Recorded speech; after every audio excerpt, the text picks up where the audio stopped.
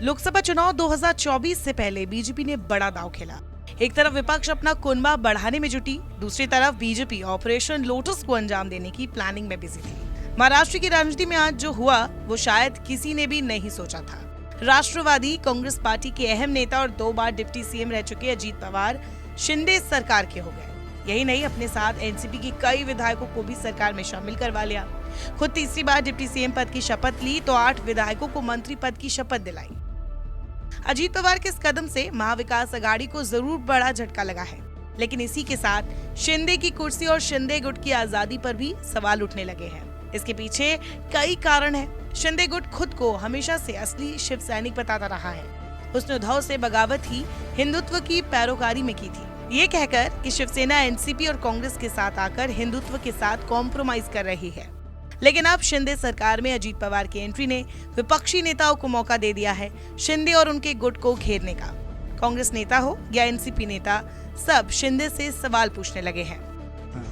अभी आज ही देखो, इतना शिंदे का चेहरा आपने देखा? जब अजीत पवार और उनके लोग शपथ ले रहे थे तो उनका चेहरा आप ऑब्जर्व करो।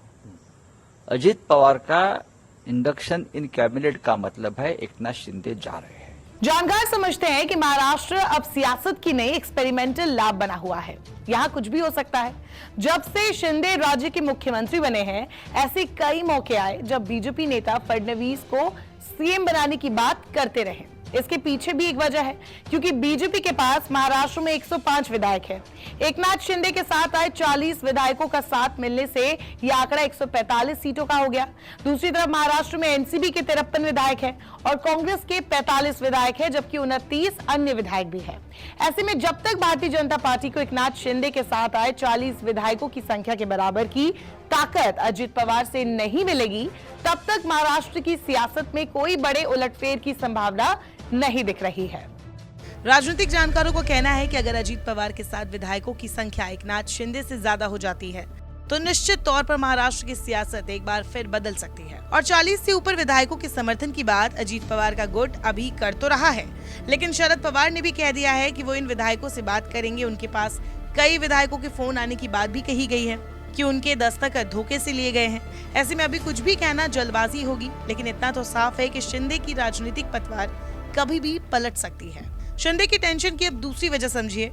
माना जा रहा है कि अजीत पवार के महाराष्ट्र की सरकार में शामिल होने से बीजेपी के सामने एकनाथ शिंदे की तोल मोल करने की क्षमता कम हो जाएगी। ऐसा इसीलिए क्योंकि बीजेपी के पास अब ऑप्शन के तौर पर अजीत पवार आ चुके हैं। बीजेपी अपनी जरूरत के हिसाब से एकनाथ शिंदे या फिर अजीत पवार के साथ आगे बढ़ सकती है।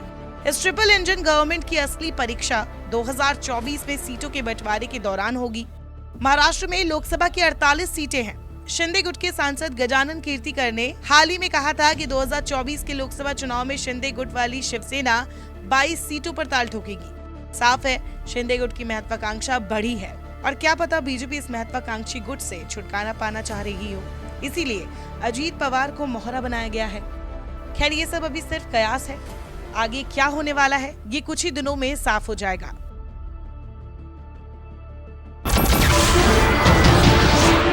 नमस्कार, मैं हूं मानक गुप्ता। अगर आपको हमारा ये वीडियो पसंद आया हो तो इसे लाइक और शेयर जरूर करें और हाँ, हमें सब्सक्राइब और फॉलो करना ना भूलें ताकि आप देश और दुनिया की कोई खबर मिस ना करें। तो जुड़े रहिए हमारे साथ और देखते रहिए न्यूज़ 24।